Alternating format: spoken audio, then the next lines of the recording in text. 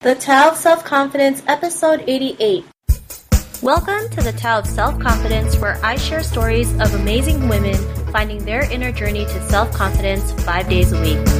Get your free audiobook by visiting thetaoofselfconfidence.com. Well, hello, friend. Welcome to the Tao of Self-Confidence, where I share stories of amazing women who have discovered their inner journey to self-confidence. I'm your host today, Sheena Yap Chan. And today's guest, I have someone, from my city of Toronto. She is a phenomenal person. She is an educator and an artist whose passion is to talk about social justice in the world with, the talents that she has. And, I just can't wait to hear her story. And without further ado, I'm going to introduce you to the real Sun. Hey, Sun, how are you doing today? Maybe you can fill in a little bit more about yourself with our listeners. Sure. Hi, Sheena. Thank you so much for having me on your show. Yes, so my name is The Real Sun. That's the name I go by under my artist and educator hat. And I am from a community called Jane and Finch in Toronto. I'm originally born in Korea. And I'm a poet. I'm a singer, songwriter, and educator in various different forms. And a lot of the issues that I speak to give voice to the importance of social justice and being aware of issues surrounding equity and identity and redefining success in a lot of ways. I love that. I love how you use, your talents to bring such, important topics to the world. There's so many things out there that, we don't hear often, and, it's just something nice and refreshing to have. So thanks for doing that. And what is your favorite self-confidence quote?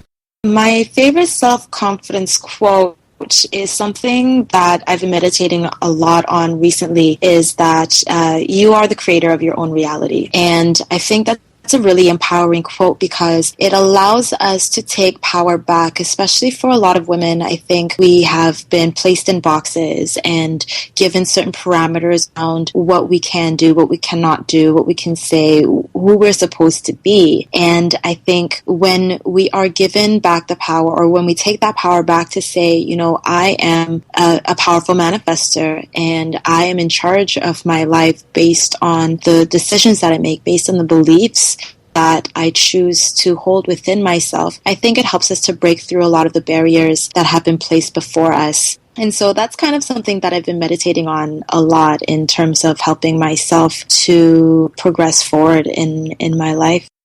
I love that quote, and it's true, right? I mean, especially as women, and I think especially as Asian women too, we're so programmed to be told what to do that we forget our own identity and we feel like we're only placed in this box, which you mentioned. And I like that because really it's up to us to take charge of our life, go take action and just do the things that we can do to make our lives better, right? Do the things that we want to do and not because we're told to do it. So, I really love that quote. And, in your own words, how would you define self-confidence? I think self-confidence is really about knowing who you are and being able to stand in a place of that authenticity, of knowing who you are at the core. I think in order for someone to genuinely come to a place of self-confidence, you have to have a very strong sense of your own awareness, right? Awareness of yourself. And I talk about that a lot in some of my workshops and musical keynotes, which I haven't mentioned yet, but it kind of ties in, I think, because musical keynotes are presentations that I give in schools and universities and in various different conferences that a keynote address, like an assembly or a keynote address that you would see at a conference, intermix live music and poetry as a performance piece into the keynote. And when I do a lot of my musical keynote, that is very much the message that I carry through my presentation, is that we have to kind of get to a place of, what is my purpose in life? And ultimately, I think to really get to that place of self-confidence is a really long journey because many of us have grown up endurance, going through traumatic situations, and there's a piece of healing that needs to happen in order for us to see that we are worthy, that we are beautiful. Thanks for sharing that. And it's so true. We have to be aware of ourselves. We have to learn, to just, learn to love ourselves, be our authentic selves, because that's how we can get this confidence we have to do the things that we want. So I really love what you shared. And it's pretty cool that you do these musical keynotes at various conferences and universities. I mean, it's just a unique way to bring your message out there, which is really awesome. What was your life like before your discovery of self-confidence? My life before I discovered self-confidence, well, I think for me, I grew up in a situation where nobody around looked like me, right? I grew up in a really white community. I was the only person of color around for miles, and it was a very isolating experience because of some of the prejudices that existed. And I think for me, I felt like I didn't belong anywhere. Awesome. Well, thanks for sharing that. And it's not easy when you move into a new country and you look different from everybody else. It's so crazy, especially being of Asian descent, right? I mean, when I moved to Canada too, it wasn't a walk in the park. Right. Right. So, I mean, now it's a lot easier, especially in Toronto now that we're so much more multicultural. But I mean, back then it wasn't like that, right? So, I mean, we do deal with things like that. And I'm glad you brought that up because, it's such an important topic. So, what was that moment when you realized, you can be just you? You don't have to worry about what other people thought of you. You had the courage to just do your own thing. I don't think it was ever just one moment. I think it was an accumulation of things. I think I grew into that awareness. If I could choose, there was one moment when I turned 18 and I was the first time as an adult going back home by myself. I had my mom with me previous times and I went by myself. And by that point, I had become so ashamed of who I was, right? I didn't want anything cultural having to do with Korean culture. I would yell at my mom for packing kimchi in my lunch because, the kids would make fun of me and I refused to speak the language. And I tried to really assimilate into Canadian white culture. And I even refused to speak the language. And so when I landed in Korea, this place where I'm supposedly from, which I was constantly reminded of every single day in Canada, all of a sudden, I didn't belong there either because I didn't speak the language well. I didn't understand customs because I had put things away as a method of survival of where I was. And so I was stuck in this place, and I think a lot of people of color in the Western world struggle with being part of a diaspora and being a person of color and constantly being the foreigner. And so I had a moment where I was like, oh my goodness, so I don't belong there and I don't belong here. And that really propelled me into what I was mentioning earlier about really digging into issues centered around social justice because it allowed me to articulate with a new language. I love it.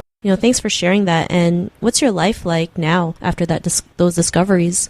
And that discovery, I feel so much more filled with joy. There is kind of a deeper sense of inner peace that I never had before. And there's a confidence and a trust in knowing that I'm on the right path, right? There's kind of a deeper sense of faith of myself, within myself, of the universe, of God, of source, of whatever it is that you choose to refer, the larger understanding, the larger of all that we are. And I really feel much more grounded in my purpose and knowing my purpose and being able to stand in the confidence of knowing, I know exactly what I'm supposed to do. And so after some of these discoveries, I'm in a much more empowered place where it's a lot easier to be with peace and to be with love and to be in a place of joy and happiness.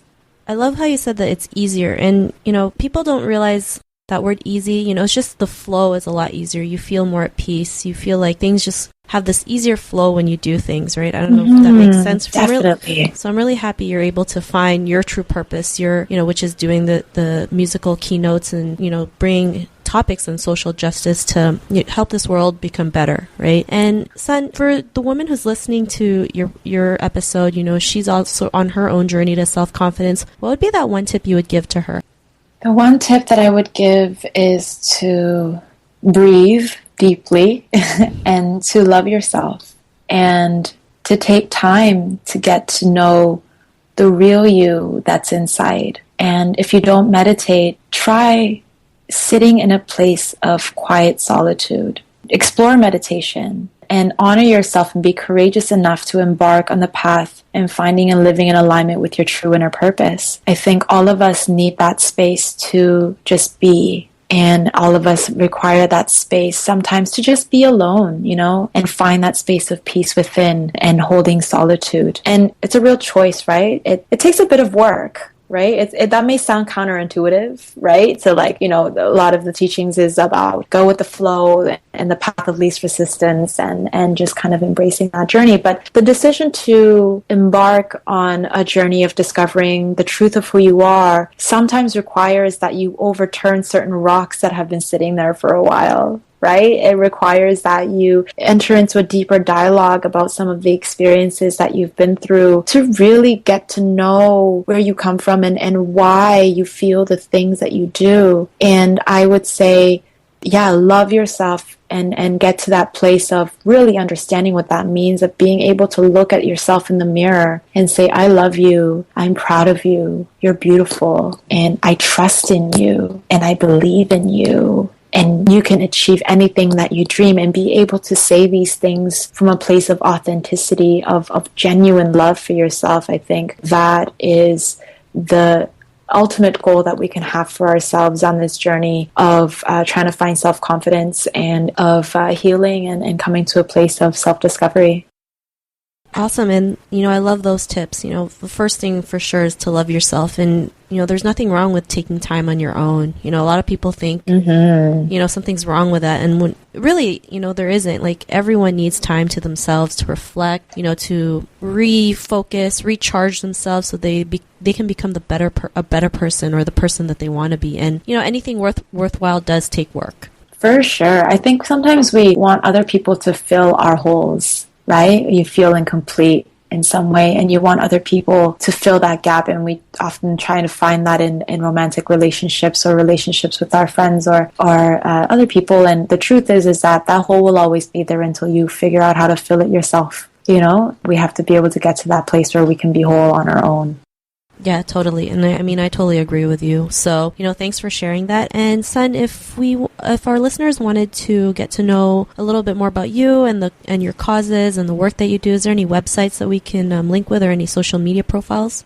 Yeah, my website is therealsun.com, and my Twitter and Instagram is Sun, The Real Sun, SUNTHEREALSUN. Yeah, and you can find me there. And if anybody is interested in having me come to one of your events or your schools to speak on redefining success, which is a talk that I give as a musical keynote to discuss, I think sometimes we have all these material markers, especially in the Western world, to define if we are successful or not. And I think it's really about that path of finding purpose and coming into alignment with who you really are inside, and coming to a place of love and feeling fulfilled in life, and allowing those things to be a part of our definition of success in moving forward, because I think we need a lot of change in our world, and it really starts with each and every one of us having that conversation inside.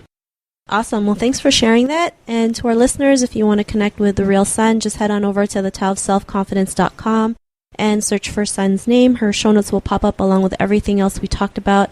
And I really just want to thank Sun for taking the time to share her story and her journey. So thank you so much. Thank you, Sheena. No problem. And to our listeners out there, be on the lookout for another new episode of another amazing woman's journey to self-confidence. And we'll talk to you soon. Bye for now.